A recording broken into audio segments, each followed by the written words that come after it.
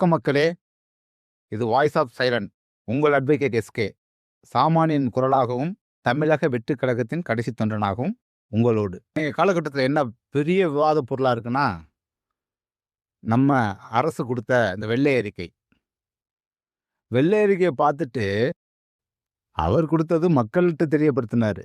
எவ்வளவு கடன் இருக்கு, இந்த கடனை நம்ம எப்படி நிவர்த்தி பண்ணணும், மக்கள்கிட்ட தெரியப்படுத்தினார் அவர். ஆனா இங்க இருக்க அரசியல்வாதிகள் இருக்காங்க பாருங்க, ஏற்கனவே அந்த பதவியில வகுத்த நிதித்துறை அமைச்சர் தங்கம் தென்னரசு அவர் பேசுறாரு, இதை சொல்றதுக்கு தான் நீங்க வந்தீங்களா? எப்படி? இதை சொல்றதுக்கு தான் நீங்க வந்தீங்களா? இது இப்போ 11 லட்சம் கோடி கடன்கிறது தான் ஏற்கனவே தெரியுமே. ஏன்னா அதை நாங்க செஞ்சுட்டு போனதே நாங்க தானே. இதை சொல்றதுக்கு நீங்க எதுக்கு அப்படிங்கிறாரு. வெள்ளை அறிக்கை கொடுத்தது பாத்தீங்க அப்படின்னா, மக்களுக்கு அரசோட நிதி நிலைமை என்ன, நிதி சுமை என்ன, இதை எப்படி இந்த அரசு எதிர்கொள்ள போகுது அப்படிங்கிறத அவங்க வெள்ளை அறிக்கை கொடுத்தா, முன்னாடி இந்த வேலைகளை செஞ்சுட்டு போனது நீங்க தான்.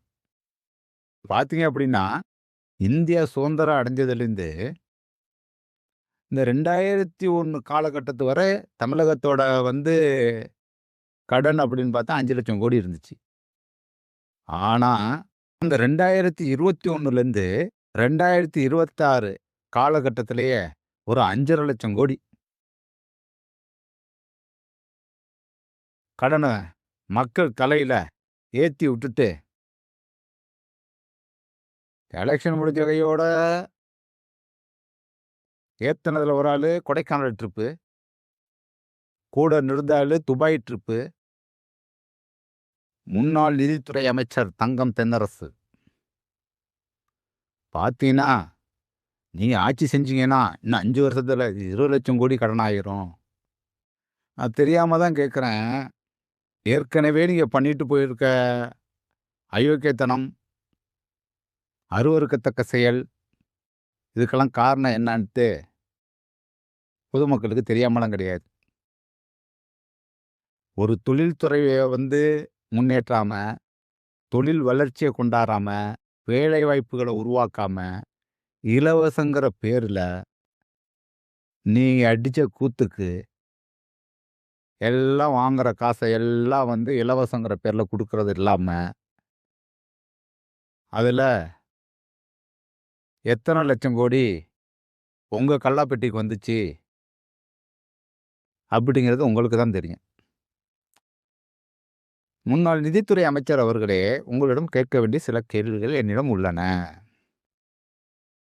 இந்த 2006 to 2011 காலகட்டத்துல நீங்க கல்வித்துறை அமைச்சரா இருக்கும்போது வருமானத்துக்கு அதிகமா சொத்து சேர்த்தீங்க அப்படின்ட்டு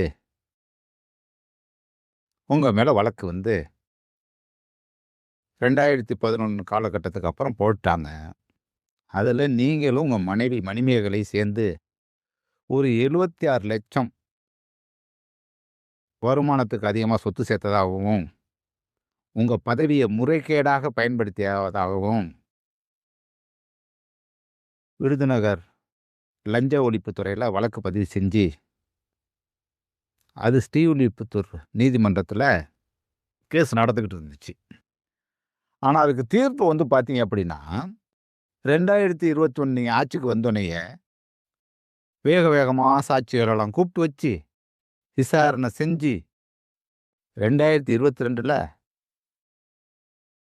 குற்றமற்றவர் அப்படின்னு விடுதலை செஞ்சாங்க. என்ன காரணம் சொன்னாங்க அப்படின்னா, சாட்சிகள் மற்றும் புலன் விசாரணை திறம்பட செய்யவில்லை அப்படின்னு ஒரு ஜட்ஜ்மெண்ட்டை வாங்கினீங்க.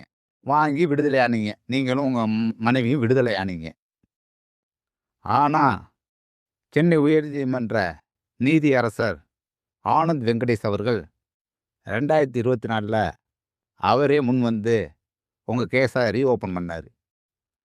ரீஓப்பன் பண்ணி, இந்த விசாரணை முறையாக நடக்கல, இந்த விசாரணை முறைகேடு இருக்கு, அப்படின்னு கீழாண்மை நீதிமன்றத்துக்கு உத்தரவு பிறப்பித்து இதை மறுபடியும் விசாரணை செய்யுங்க, டே டு டே அப்படின்னு ஆர்டர்லேயே அடித்து அனுப்பிட்டாரு. நீங்கள் இதை எடுத்துகிட்டு எங்கே போனீங்க? உச்ச நீதிமன்றத்துக்கு. உச்ச நீதிமன்றத்தில் தடை வாங்கியிருக்கீங்க. தடை வாங்கி இன்னமும் குற்றம் சுமத்தப்பட்டவராகவும் குற்றவாளியாகவும் இருக்கீங்க. அதனால தங்கம் தென்னரசு அவர்களே, சாத்தான் வேதம்லாம் ஓதக்கூடாது. எப்படி? சாத்தானோட தொழில் என்னவோ அந்த தொழிலை மட்டும்தான் செஞ்சுட்டு போகணும். இந்த வேதம் ஓதுற வேலை இங்க வேணாம். வெள்ளரிக்கை கொடுத்தது திமுக குடும்பத்திற்கோ அதிமுக குடும்பத்திற்கோ கிடையாது. தமிழ்நாட்டு மக்களுக்கு தெரியப்படுத்தின ஒரு தைரியமான முதல்வர். நீங்க என்னடா அப்படின்னா அதை டைவர்ட் பண்றதுக்கு என்னான வேலை பண்ணிக்கிட்டு இருக்கீங்க. கேட்டா சட்டசபை கூடுது அப்படின்னா முத நாள் கோச்சிங் கிளாஸ் நடக்குது. எல்லா எம்எல்ஏ எல்லாம் கூப்பிட்டு, தலைவர் பவள விழா பாப்பாவின் தந்தை கூப்பிட்டு எல்லாத்தையும் கொடுத்து அசைன்மெண்ட் கொடுக்குறாரு. நீ இந்த பாதகையை நீ கையில் இருக்கணும், இந்த பாதகை உன் கையில் இருக்கணும் அப்படின்னு. அது உள்ள ஒரு காமெடி பார்த்தீங்க அப்படின்னா, அண்ணன் நேரு கையில் ஒரு போர்டு என்னன்னா, திரையில் நாயகன், தரையில் வில்லன். ரைமிங்காக இருக்கான். இதைத்தான் முத நாள் உட்காந்து எழுதிட்டு இருந்திருக்காங்க எல்லாம். அடுத்து அவர் கதறல் கேட்குதா சிஎம் சார். யார்? உங்க அப்பாவோட கதறலா? அது ஏன் அவருக்கு கேட்கணும்? உங்க அப்பா கதறிட்டு இருக்கிறது அவர் ஏன் கேட்கணும்? அவர் ஏவா வேலு, தூய சக்தி இல்லை, துயர சக்தி. இதெல்லாம் எங்க வைரமுத்துக்கிட்ட எதுவும் வாங்கிட்டு வந்தீங்களா? அவர் தானே அரசவை கவிஞர், அவர் எதுவும் எழுதி கொடுத்தாரா? டைமிங்க ரைமிங்க உங்க இது எல்லாத்தையும் அவர் வெளுத்துட்டாரு. வெள்ளை இருக்கைங்கிற பேர்ல வெளுத்துட்டாரு, எல்லாத்தையும் வெளுத்துட்டாரு. சும்மா அதை மறைக்கிறதுக்கு சும்மா கூவிக்கிட்டு ஏற்கனவே இந்த மக்கள் எல்லாம் திசை திருப்பி வச்சிருக்க மாதிரி இன்னும் உங்க பருப்பு வேகு நினைச்சிட்டு இருக்கீங்களா? தெரியாம தான் கேட்குறேன். நீங்க இவ்வளவு பேசுறீங்களே, நீங்க உண்மையான மக்களை நேசிக்கிறவளா இருந்தா உங்க கையில வச்சிருக்க போர்டுல என்ன எழுதியிருக்குன்னு தெரியுமா? ஐயா, எங்க மேல இடி கேஸு, ஐடி கேஸு, நாங்கள் ஊழல் செஞ்சிருக்க பணங்கள், ஊழல் செஞ்சு சேர்த்திருக்க சொத்து, ஊழல் செஞ்சு மக்களோட உரிமையை திருடி வச்சிருக்கோமே,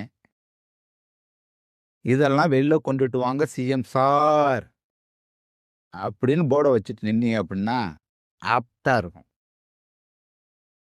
அதை விட்டுட்டு சும்மா ரைமிங்காகவும் டைமிங்காகவும் அதெல்லாம் எடுபடாதுங்க. அதெல்லாம் மக்கள் வேற லெவலில் போயிட்டு இருக்காங்க. நீங்கள் உங்கள் தாத்தா காலத்து டெக்னாலஜி இதெல்லாம், உங்கள் தாத்தா காலத்து டெக்னாலஜி இதெல்லாம், அதெல்லாம் இங்கே எடுபடாது. அதனால் மக்களுக்கு பணியாற்ற வந்திருக்கீங்க, மக்கள் பிரதிநிதியாக இருக்கீங்க. ஃபஸ்ட்டு உங்கள் எம்எல்ஏ உங்கள் மந்திரிகளை கூப்பிட்டு உங்கள் அப்பாட்ட சொல்லி, இந்த மக்களோட பணத்தெல்லாம் திருடி வச்சிருக்கீங்களாம்ல, அதெல்லாம் திருப்பி கொடுத்துருங்க. இன்னைக்கு தமிழ்நாடு போல கடல்ல தத்தளிக்கிறதுக்கு காரணமே நம்ம மந்திரி சபை தான் அப்படின்னு அறிவுரையை கூற சொல்லுங்க. அப்படி கூறினா சுமி, அந்த குரங்கு பொம்மை என்ன விலை? கண்ணாடி சார் அது. வடிவேல சொல்ற மாதிரி, டே அது கண்ணாடிடா அப்படிங்கிற மாதிரி இருக்கும். ஏன்னா இவர் தான் அதுல மிக முக்கிய நபரே இவர் தான். 10,000 பணம் இல்லாதவர்.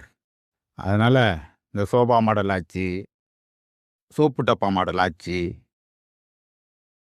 இதெல்லாம் விட்டுட்டு உங்களை இன்னும் நம்பி தினமும் சொன்னிய ஒரு வார்த்தை என்னது, மக்கள்லாம் வருத்தப்பட்டுக்கிட்டு இருக்காங்களாம். ஏன் இந்த தாவேக ஆட்சியை அமைய வச்சோம், ஏன் உங்களுக்கு ஓட்டு போட்டோம் உங்கள்கிட்ட சொன்னாங்க. இன்னும் இந்த பிட்ட போடுறதும், அவுத்து விடுறதும், இந்த வேலைய விட்டா வேற வேலையே தெரியாதா? திசை திருப்பிக்கிட்டே இருப்பீங்களா? நீங்க பண்ணியிருக்க ஊழல பத்திலாம் வெளில கொண்டாந்துருவாய்ங்க. அத பத்தியெல்லாம் பேச ஆரம்பிச்சுருவாய்ங்கங்கிறதுக்காக திசை திருப்பிக்கிட்டே இருக்குது. அது எப்படி ஒரு 4 பேர கையில வச்சிருக்கீங்க கரெக்ட்டா? அது ஸ்டேஜ் பை ஸ்டேஜா. ஃபர்ஸ்ட் எடுத்தோன்னா அண்ணன் ஒரு கூக்குரல் குடுப்பாரு ராஜா அண்ணன். அது முடிஞ்சோனே எஸ்.ஆர். பாரதி அண்ணன். அவரு ஒரு கூக்குரல். அடுத்த ஸ்டேஜ் கனிமொழி அக்கா. திடீர்னு கிளம்பி வருவாங்க. திடீர்னு பேசுவாங்க, திடீர்னு போயிருவாங்க. அதுக்கு அடுத்தபடி பார்த்தீங்கன்னா இந்த பால் டப்பா உதயநிதி. அவரு மக்கள் தலைவனா ஆயிட்டாரு. இன்னும் பார்த்தீங்கன்னா, உன்னோட கீழ்த்தரமான வார்த்தைகள் இருக்கு பாத்தியா?